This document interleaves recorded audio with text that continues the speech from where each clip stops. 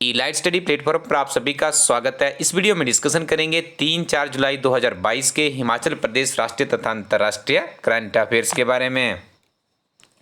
घरेलू rating agency CRISIL ने वित्त वर्ष 2022-23 में भारत के लिए वास्तविक जीडीपी विकास अनुमान को घटाकर कितने प्रतिशत कर दिया है।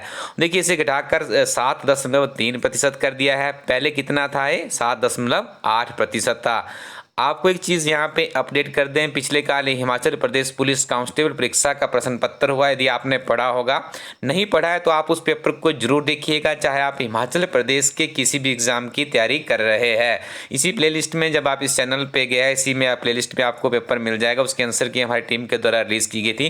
काफ़ी डिफिकल्ट स्तर का पेपर था, जबकि उसका स्टैंडर्ड 10/2 ही रहता है। देखिए, एग्जामिनर कभी भी किसी भी तरह का पेपर आपसे पूछ सकता है, तो आप इस भ्रम में मत जिएगा। कुछ विद्वान क्रांतिकारी हमारे यूट्यूब चैनल के साथ में भी जुड़े हुए, उनका कहना होता है कि 817 में ऐसा पेपर आया था, 939 में वैसा, तो वैसा पेपर आगे आएगा। देखिए, 817 का पेपर काफ़ी टफ आया था। यदि हम जीआईटी की बात करें, 939 का पेपर फिर भी अच्छा पेपर माना जा सकता है। तो कंपिटिटिव एग्जाम में कभी भी आप ये नहीं मान सकते किस तरह का पेपर आएगा। जो भी पेपर होगा वो आपको मानना होगा, उसी के अनुरूप आपकी मेरिट बनेगी। यदि पेपर आपके लिए डिफिकल्ट है तो बाकी उसमें 1 लाख बच्चे बैठे होंगे, उनके लिए भी पेपर का स्तर डिफिकल्ट ही था।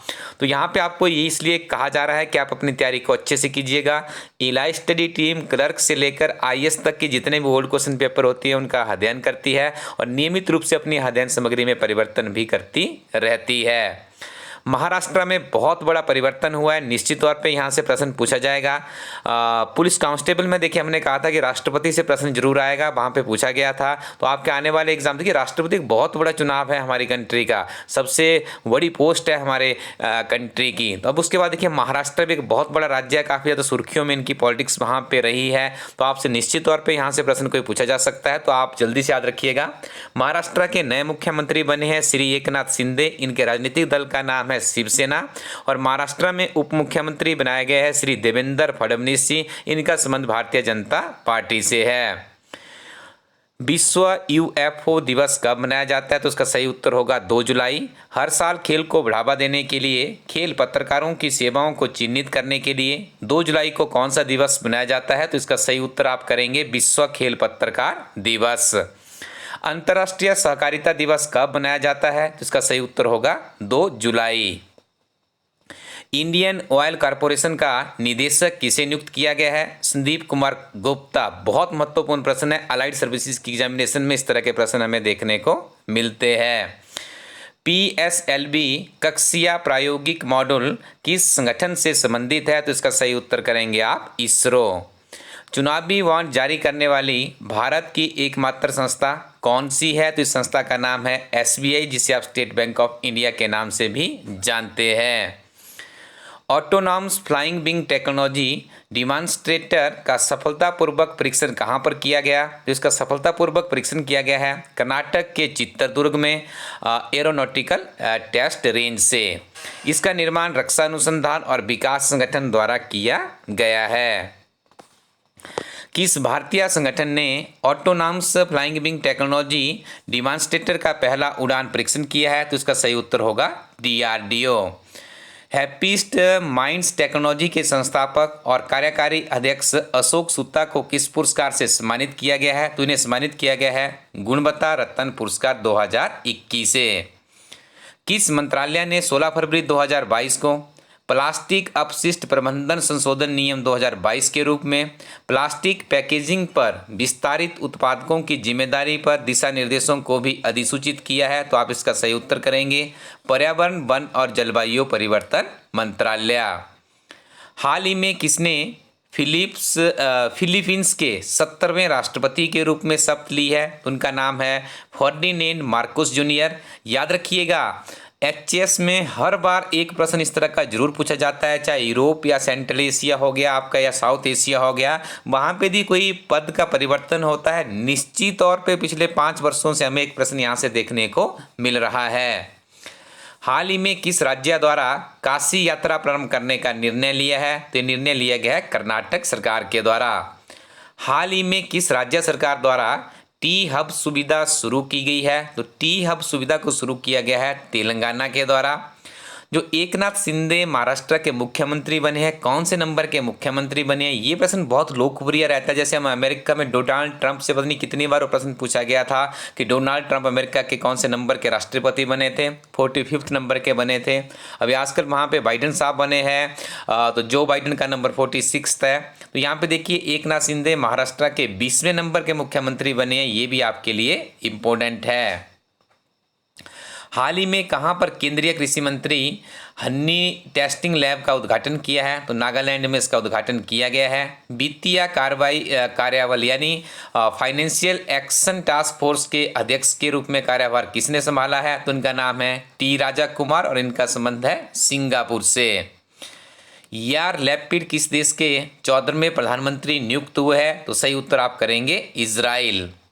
यदि आप हिमाचल प्रदेश में HAS allied services sub inspector CDPO इत्यादि परीक्षाओं की तैयारी कर रहे हो और आप कोचिंग के ऊपर लाखों रुपए खर्च करें, तो उससे अच्छा है कि आप अपनी स्क्रीन पर जिन किताबों को देख रहे हैं एक बार इनको जरूर रिव्यू कीजिएगा।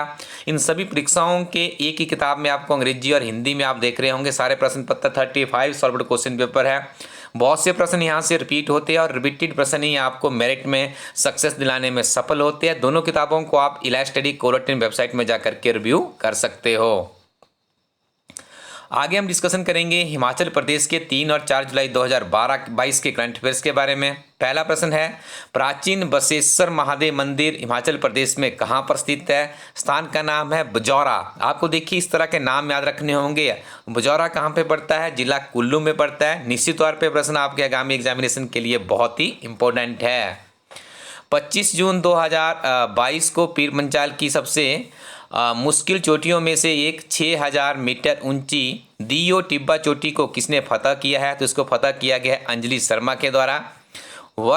अंजलि ने वर्ष 2017 में धौलाधार की सबसे ऊंची चोटी हनुमान टिब्बा पर भी चढ़ाई चढ़ी थी। वर्ष 2018 में बतौर लीडर पीर पंचाल की ऊंची चोटी फ्रेंडशिप पीक की चढ़ाई की। इससे लगातार 5वीं बार फतह कर चुकी है। हिमाचल प्रदेश के किस मंदिर के समीप ग्लास ब्रिज का निर्माण किया जा रहा है? तो इसका सही उत्तर है श्री नैना देवी जी मंदिर बिलासपुर में। एचएस में इस तरह का प्रश्न भी हमें देखने को मिलता है। बहुत ही महत्वपूर्ण ये सीरीज होती है, ध्यान से आप इन चीज़ों को सुनते रहिएगा। मुख्यमंत्री जयराम ठाकुर ने श्री नैना देवी जी मंदिर न्यास के लिए 5.10 करोड़ रुपए के ग्लास ब्रिज का नींव रखी है। ग्लास ब्रिज बनने से श्रद्धालुओं और स्थानीय लोगों को रुचिकर साहसिक गतिविधि और गोविंद सागर और आसपास के मनोरम दृश्य देखने का अवसर मिलेगा। हाल ही में किस मेले के दौरान ठोडा नृत्य सुर्खियों में रहा है? तो इसका सही उत्तर होगा सोलन में मां सुलनी मेले के दौरान। महाभारत काल की युद्ध शैली को सोलन, सिरमौर समेत शिमला के दूधराज के ग्रामीण क्षेत्रों ने ठोडा नृत्य के रूप में जीवंत रखा है। भारत के प्रथम मतदाता एवं इलेक्शन कमीशन के brand ambassador master Shyam Negi sir Negi ने अपने निवास स्थान कल्पा में अपना कौन सा जन्म दिवस बनाया? देखिए उन्होंने 105वां जन्म दिवस अपना सेलिब्रेट किया है। राष्ट्रपति पद के लिए राष्ट्रीय जनतांत्रिक गठबंधन की प्रत्याशी द्रौपदी मुर्मू ने हिमाचल प्रदेश में कहां पर भाजपा विधायकों के साथ बैठक की है? तो इसका सही उत्तर होगा बद्दी, जिला सोलन। और यहीं से उन्होंने अपना चुनाव प्रचार भी शुरू किया है। याद रखिएगा एनडीए की काफ़ी सशक्त प्रत्याशी है द्रौपदी मुर्मू जी। तो ये आपने कमेंट सेक्शन में हमें आज बताना है इनका संबंध कौन से राज्य से है, मूलतः ये कौन से राज्य से है। ये प्रश्न आपके लिए इंपॉर्टेंट है जानना। हमने पहले भी अपने करंट अफेयर की सीरीज में इसको कवर अप किया हुआ है। भारतीय प्रौद्योगिकी संस्थान कहाँ पर स्थित है? तो इसका सही उत्तर होगा मंडी। पवित्र मणिमहेश यात्रा किस जिला से संबंधित है? चंबा इस प्रश्न का बिल्कुल सही उत्तर है। कारोबार में आसानी के लिए राज्य स्तर पर नियम प्रक्रिया में सुधार के लिए वर्ष 2020 की उपलब्धि प्राप्त करने वाली श्रेणी को लागू करने की उपलब्धियों के आधार पर शीर्ष पर कौन सा राज्य रहा है? तो इस राज्य का नाम है हिमाचल प्रदेश। इसके उपरांत मध्य प्रदेश, महाराष्ट्र, ओडिशा, उत्तराखंड और उत्तर प्रदेश को शामिल किया गया है। कारोबार में आसानी के लिए राज्य स्तर पर नियम प्रक्रिया में सुधार के लिए 2020 की कारोबार सुधार कार्य योजना को लागू करने की उपलब्धियों के आधार पर शीर्ष पर कौन सा राज्य रहा है? तो इस राज्य का नाम है आंध्र प्रदेश। इसके उपरांत गुजरात, हरियाणा, कर्नाटक, पंजाब, तमिलनाडु और तेलंगाना शीर्ष उपलब्धि प्राप्त करने वाले राज्यों में शुमार है। हाल ही में हिमाचल प्रदेश के विभिन्न समाचार पत्रों में इरोडॉक्स शब्द काफ़ी सुर्खियों में रहा है। ये किस क्षेत्र से संबंधित है? तो एवलांच प्रिवेंशन से संबंधित है। ये आपने याद रखना है। यह प्रश्न हमारा मुख्यतः जो नायब तहसीलदार की परीक्षा होती है उससे प्रेरित है। तो आप इला स्टडी कोरोटिन वेबसाइट को विजिट कीजिएगा और कुछ किताबों के साथ में अपनी तैयारी को आगे बढ़ाते रहिएगा। Thank you very much. Keep watching इला स्टडी यूट्यूब चैनल।